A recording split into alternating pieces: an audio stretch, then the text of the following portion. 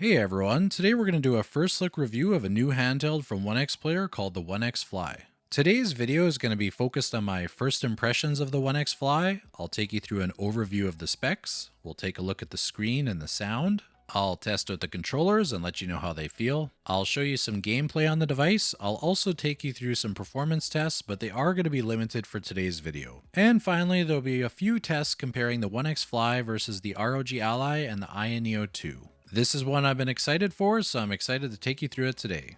Alright, let's dive into it.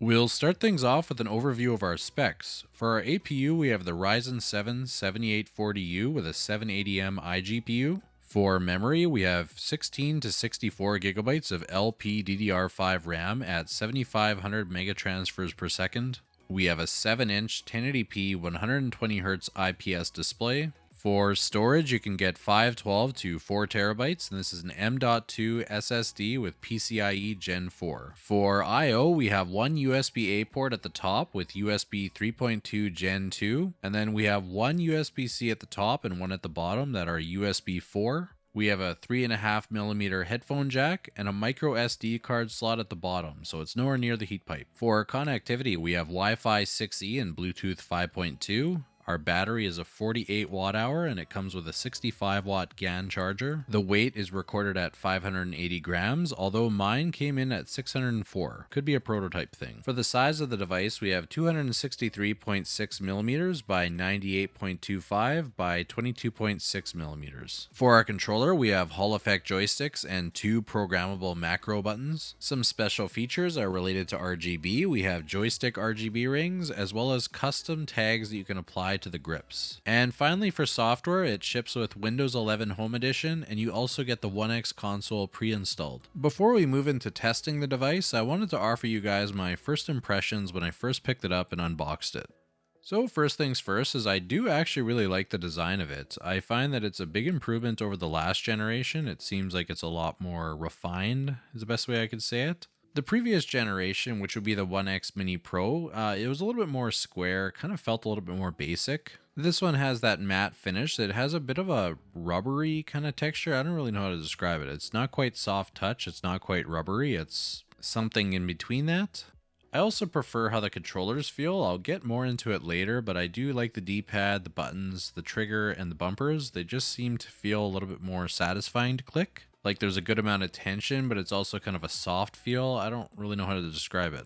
The display is fairly nice, and it's actually just comfortable to hold. The grips on the back have a bit more of a beefy feel to them rather than other devices, let's say like the AYANEO 2 that I have, that feel like they could do with a little bit more grip. And I'm a fan of the RGB. Some people find it cheesy, but I don't know, I like it. I like the joystick rings that you could change them. I also really enjoy that you can change the grips, and I've already customized mine to be a little bit different than what they had already sent. And they were also kind enough to already send it with Okayest Gamer, but I wanted to add that little controller logo, and it was just a fun little experiment. So to summarize, as far as aesthetics go and the feel, I did really like it at first pickup. So for myself, it passed the first impression test, so let's see how it stacks up against some other devices. We'll look at the size, and we'll also look at the screen. We'll start off first with the screen comparison. So I did white balance the best I could, but my studio is kind of lit up like a Christmas tree, so the AYANEO on the left there actually was shining that bright. This test is certainly not a technical one, but you can see what the screen looks like besides some others. I will do another screen and sound test for the OneXFly later in the video, and in a future video, hopefully I can go a little bit more in depth. Out of all the screens that I compared it to, I did find that it was most similar to the AYANEO 2 and the ROG Ally. I did find that the AYANEO 2 and the ROG Ally were slightly darker than the OneXFly. I wouldn't go as far to say that the OneXFly is washed out because the colors are pretty rich, but it is a tad bit lighter than those other two devices. I found the best colors were obviously the AYANEO Air Pro because it has an OLED screen, so we can't really compete with that. I did find in person that a lot of these devices, the screens are not all that different. Like the Steam Deck is probably the one exception because it is a little bit more washed out than the rest. Overall, in my opinion, the screen is nice, but let's move on to another screen test and we'll also test out the speakers. I did find the speakers to be probably the device's strongest point.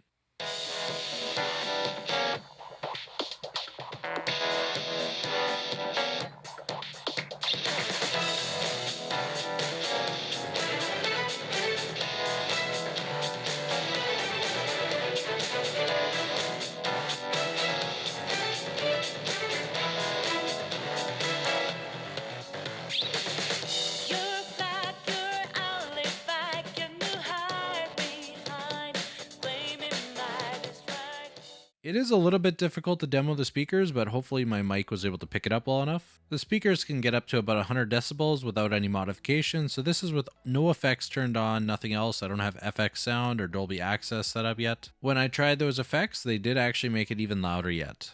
Next up, we're going to look at the size of the device versus all of the other devices I have, as well as a few special guests. Comparing it to the ROG Ally with the same size screen, it is a little bit more narrow and a little bit less tall. And compared to the Steam Deck, which also has a 7-inch screen, you can see it's quite a bit smaller both on the width and the height. Moving on to a bigger device, when we compare it to the OneXPlayer 2, it definitely gets dwarfed. The OneXPlayer 2 is massive. It has an 8.4-inch screen versus the OneXFly's 7-inch screen. And same goes for the AOK Zoe. The AOK Zoe is definitely taller than the OneXFly, as well as a little bit wider.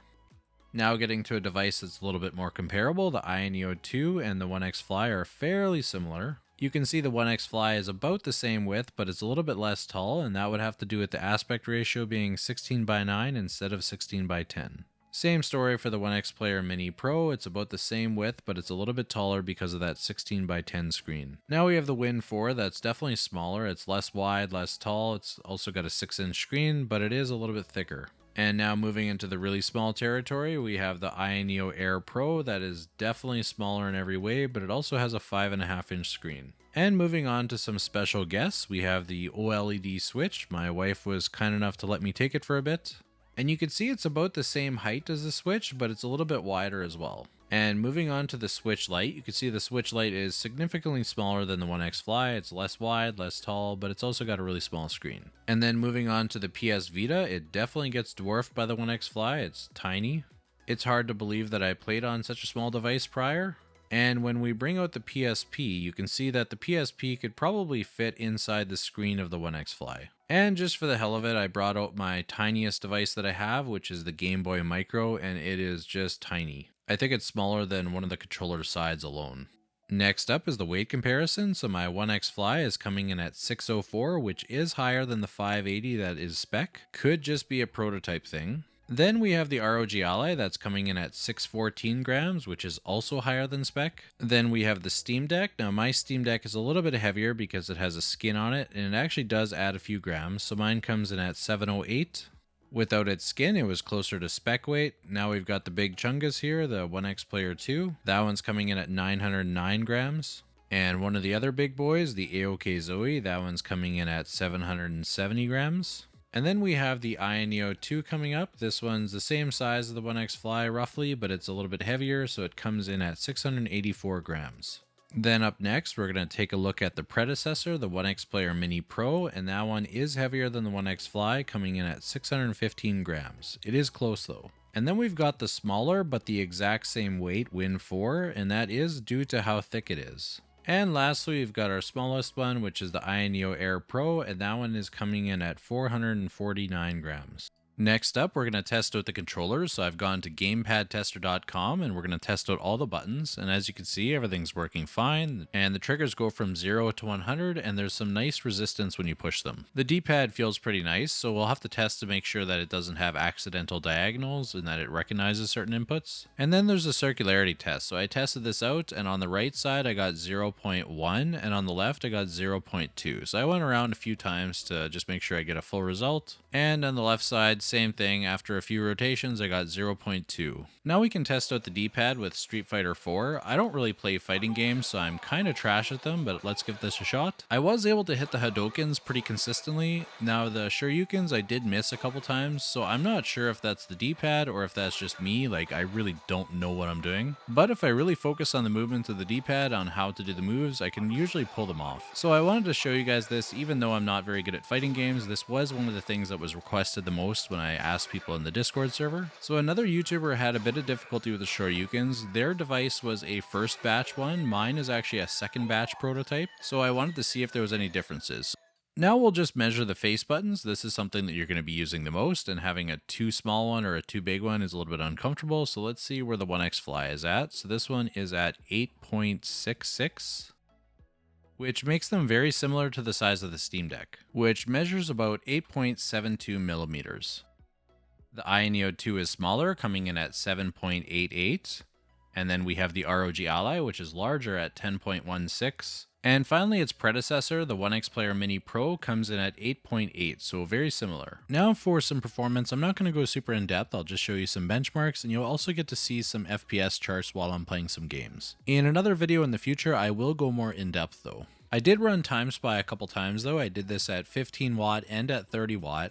At 30 watt, I got 3148, and in the second test, I got 3152. When I ran this at 30 watts on my ROG Ally, and this is using a custom operating mode at 30 watts locked, so no boosting like the turbo mode, I ran this a couple times and the other results were fairly similar. At 15 watt, my score was 2370, and on the Ally at 15 watt, I actually got a better score of 2429. So just from this tiny sample, we can see that they perform very similar, the OneXFly and the ROG Ally. Of course, a lot more testing is needed to actually make a statement like that, but just take this for what it is. It's just a first look review at just a couple benchmarks. Now we can move on to some gameplay. So first I'll show you Starfield. I'm running this at 720p with ultra settings. I'm using a mod that Gamers Generation put together on a guide. So if you're playing this game and are looking to boost performance, definitely check it out. I did find good results. But back to the gameplay, I wanted to test out a few different environments. The first one is the city, so you can see this one usually is around 30 FPS, which isn't bad considering we're playing on ultra settings. I did find that there was occasional dips down into the 20s, and sometimes it goes up to almost 40, so it's kind of, yeah, mostly 30. If you try to target 30 FPS, it's a pretty good experience. The next test is for the semi-indoor environment, so we find that it's usually in the 40s in this area, so like the subway pretty much hanging in the 40s, mid 40s most of the time. And then when you're more in like an open world environment, often where you find the bases, it seems to be hovering in the 40s. I found sometimes it'll go into the 30s, but mostly a steady 40 FPS. Overall, I would say that Starfield is actually a pretty good experience on the OneXFly. You shouldn't have too many issues as long as you're okay with 40 or 35 FPS. Next up is Yuzu emulation, and you can see I'm playing a certain popular game here. And I've found the frame rate to kind of be all over the place. In open areas like this, it's usually in the 40s. And of course, I'm using some mods and a few settings that have been tweaked. But it's certainly a good experience. I'll just let it play here for a minute.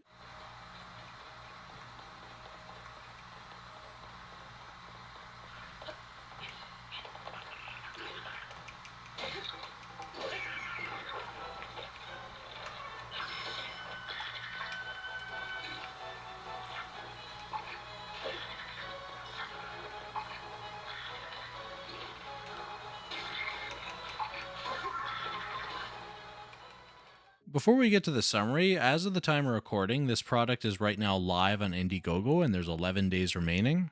As usual, I'll drop the link in the description, and if you're looking to get this, you can check it out. There's a number of configurations you could pick and find one that suits you. And now to our last section, so we can wrap up this first look review. I'll give you a summary of the pros and some things that could use improvement. So let's go ahead and jump right into that list. Some things that I like about the device is aesthetically, I think it looks really good. I think it's a good step forward for OneXplayer. I think the price of $739 is pretty reasonable. It's just a little bit more than the ROG Ally, but you also get better I/O. You have more than one USB-C port. Performance is pretty good. It's about 10 to 30% better than the 6800U. So if you're coming from a 6800, you may want to hold off, but if you're coming from anything else, it's definitely worth the upgrade. The speaker system is really good. It really is one of the better ones that I've heard. It's lightweight and portable, and I really do like that you can customize it. And on to the things that could be improved. The screen is really nice. It is 120 Hz, but it doesn't have VRR, and that would be really nice to have. It's not sold in stores as well, so returning your device is a little bit more difficult. Further to that, repairs must be done in China. They have to be sent back, so there is quite a bit of downtime, so that is definitely something that could be improved if there was local repair. And having larger joysticks would be nice. I do like the Steam Deck joysticks as well as the AYANEO 2 joysticks, so if we had a set of those on here, that would be amazing. The joysticks it has are nice, but being larger would definitely be better. And the last big question, do I recommend this product? So it's a bit of a difficult question. If you're able to live with some of the stuff that I have in my can be improved list, I certainly do think it's a device that you would enjoy. Like right now, I would probably say it is my favorite device. It's my go-to. I think that smaller form factor is something that I don't always remember that I want, but then when it comes to what I throw in my backpack, it's often the smaller devices. So my personal opinion, and take it as exactly that, this is just my opinion. I do think this is a great device. I do think it's worth the price, and if you're in the market for one, I would definitely consider this. Right now, the handheld market is quite saturated. There's quite a few new devices coming out, so it can be difficult to choose. So hopefully this video was helpful to see if this is one that might fit your needs. So that's going to wrap it up for my first look review. I do plan to make other videos, maybe some tutorials, and maybe a more involved review later on. So keep a lookout for those videos. I will probably be doing those soon, so follow the channel if that's something that you're interested in. I hope this video was helpful and enjoyable, and thank you for watching.